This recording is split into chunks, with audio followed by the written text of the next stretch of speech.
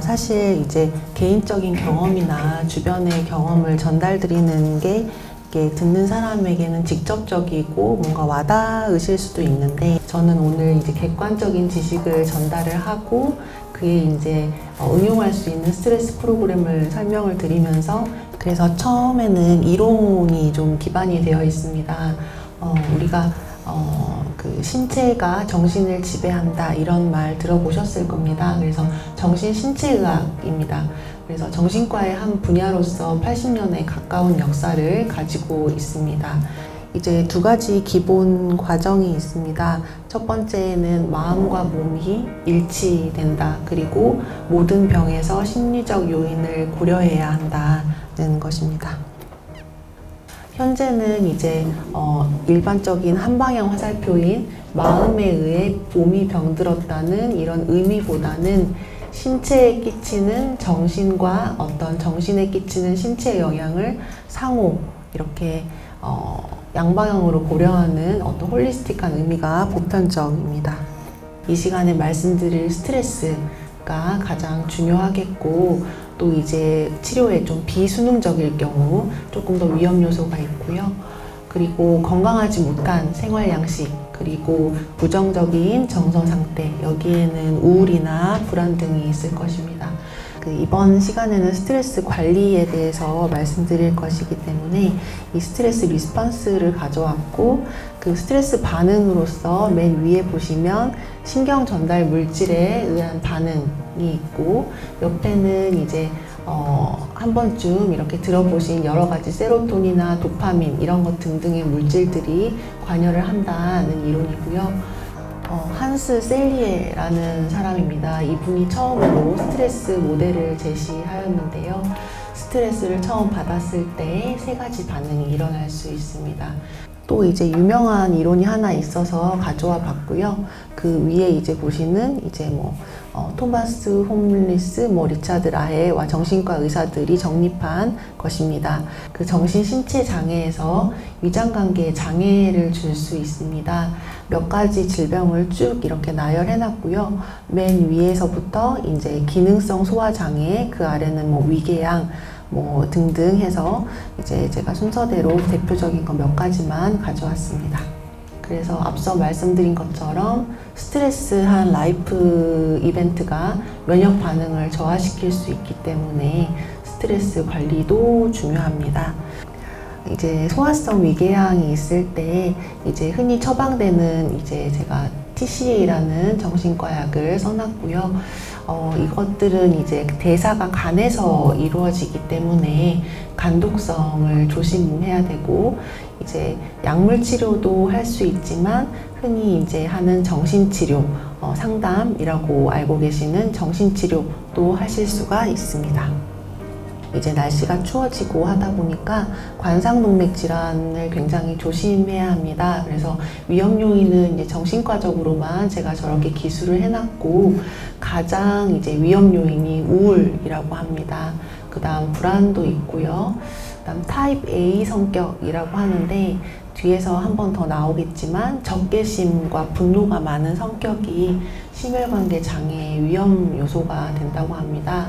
쉽게 화를 낸다, 그다음에 좀 조급하다, 공격적이다, 경쟁심이 크다, 그다음에 시간에 쫓기며 산다, 이런 A형 성격들이 심근경색의 위험도가 거의 2배가 증가한다는 보고가 있습니다. 깨비지 시술을 받고 나서 6개월 추적했을 때 우울증이 있을 경우, 그것도 이제 심한 우울증이 있을 경우입니다. 그리고 이제 시술하기 전 이제 중등도 이상의 우울이 있었고, 수술 후 6개월 추적 관찰에서도 우울증이 지속되고 있을 경우에도 실제로 관상동맥 질환의 위험이 높았습니다. 2년간 추적 관찰을 했을 때에도 재발률이 84%까지 증가하였습니다. 성격적인 특성이 있다라고 알려져 있습니다. 이제 공격적이기가 조금 쉬우면서 본인이 그러한 성향을 통제하려고 하지만 잘 되지 않을 때 혈압이 조금 높을 수 있고요. 실신의 어떤 과정은 교감신경계가 억제되고 부교감신경계가 강화될 때 일어납니다. 그래서 심박 출량이 감소하고 이에 따라 혈관의 말초정이 감소하면서 혈관이 확장이 되고 이제 맥이 느리게 뛰는 서맥이 있으면서 뇌로 가는 혈류량이 감소를 하고 또 그에 따라 저산소증이 있고 의식소실이 있게 됩니다. 급성 스트레스가 있거나 불안, 공포, 통증에 의해서 숨을 이렇게 몰아쉬게 되는 것인데요. 숨을 최대한 길게 좀 참으라고 해서 혈장에 어떤 CO2 농도를 올려주면 증상을 중단시킬 수 있습니다. 당뇨병은 대사와 혈관의 질환입니다.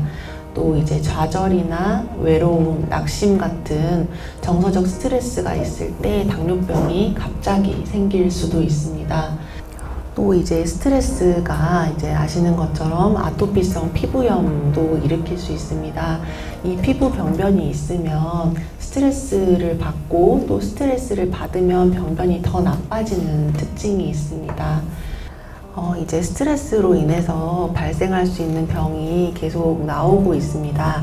그래서 다음으로는 요통입니다. 많은 현대인들이 요통을 호소하는 경우가 있을 건데요. 모든 분들이 그렇지는 않겠지만 많은 경우 이것도 이제 심리의 영향을 받는다라고 말씀하시는 분들도 있습니다.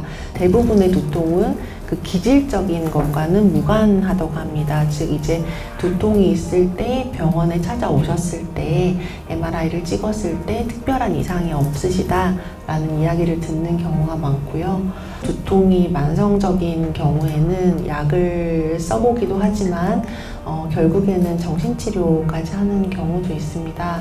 그래서 이제 몸의 긴장을 좀 낮추고 이완을 하기 위해서 아까 말씀드린 이제 바이오 피드백 정신과에서 하는 어떤 이완 같은 것들을 해볼 수 있고 여기서 7가지 중요한 태도가 있습니다.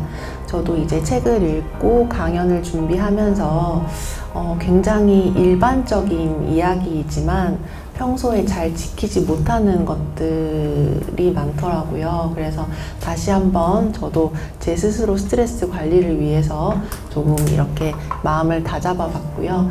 그래서 마음 챙김 명상에서는 어떤 생각이나 감정이 머릿속에 떠오르면 이제 그거에 따라서 내가 자동으로 판단하는 것이다 라는 것을 알아차리고 잠시 판단을 보류합니다. 그래서 사물이나 사건을 있는 그대로 조용히 지켜보라는 노력을 하는 것이 중요하다라고 되어 있습니다. 체육관에 가고 PT를 끊어서 근육을 갖기 위해서 많은 시간을 갖고 공을 들이는 것처럼 이제 마음도 수많은 시간을 수련해야만 튼튼해진다라고 하고요. 그래서 인내심도 역시 지혜 그리고 또 안달하지 않기와 일맥상통한다라고 보면 될 것 같습니다. 우리는 사람이라든지 어떤 사물에 있어서도 이미 익숙하고 알고 있는 것이 있으면 알고 있다라는 생각으로 그것의 진짜 모습을 놓치는 경우가 자주 있다고 합니다. 초심을 잃지 않으려는 태도는 있는 물건이나 사물 이런 상황들을 매 순간 열린 마음으로 보기 때문에 나의 삶도 풍요로워지고 그리고 제가 이 7가지 덕목 중에 제일 중요하다고 생각했던 부분이 바로 이 트러스트라는 부분입니다. 자기 자신에 대한 믿음을 가져라 라는 건데요. 매 순간 인생의 경험을 하면서부터 내가 배워야 하는 것들이 나옵니다. 그래서 이제 명상에서는 당연히 이제 호흡에 집중을 하기 때문에 본인의 호흡이나 신체 감각에 대해서 깊은 믿음을 키우는 것이 명상 수련의 필수적인 부분이고요. 나에 대한 믿음이 커질수록 타인에 대한 믿음도 커지고 장점도 잘 볼 수 있게 됩니다. 마음챙김 수련의 목적은요, 마음챙김을 수련하는 것 그 자체일 뿐이고 어떤 자체의 목적이 있는 것은 아닙니다. 목적이 있다면 이를 이루는 가장 좋은 방법은 결과를 얻으려는 노력을 하는 것이 아니고 지나치게 애쓰지 않는 것이 지름길이다 라는 것입니다. 우리가 에너지가 사람이 한정되어 있는데 그 에너지를 나의 치유와 성장을 위한 에너지로 써야 되는데 지금의 결과를 받아들이지 못하고 이제 좀 부정하거나 여기에 투쟁하거나 갈등하게 되면 오히려 내가 써야 되는 에너지 부분에 있어서 고갈되기 때문에 이런 수용하라라는 개념이 나온 것 같습니다. 내려놓는다는 것은 부정적인 것만 흘려보내고 내려보내라 이런 말이 아니고 어떤 내가 이를 피하거나 붙잡으려는 욕구를 알아차리고 놓아버린다라는 개념입니다. 예전의 모습으로 돌아가는 게 와이프가 마음이 편한 건지 아니면 난 지금 시술을 하고 있고 병원을 다니고 있으니 예전보다 외출을 줄이고 조금 사람 관계도 내가 필요한 것만 컨택을 하는 게 와이프 입장에서 좋은지를 생각해서 서로 의논을 하셔서 하시면 좋을 것 같습니다. 역지사지를 너무 잘 아시겠지만 제가 이제 한 번 더 그 표현을 명확하기 위해서 사전을 찾아왔고요. 처지를 바꿔서 상대방의 처지에서 생각해 보는 것입니다. 어떤 어려움을 겪고 있는지, 어떤 부분에서 좀 감정이 닫혀 있는지 이런 것들을 좀 조심하거나 아니면 그 부분을 좀 다루어 준다면 서로 좀 원만한 관계가 되지 않을까. 그리고 내가 배려할 수 있는 부분은 조금 배려를 하고 상대방도 나를 위해서 이 정도의 노력은 하고 있다라는 것을 항상 인지를 하면 나 혼자 가는 길이 아니고 같이 하고 있다라는 느낌이 들 때 조금 더 잘 이겨낼 수 있지 않을까 싶습니다. 네, 경청해 주셔서 감사합니다.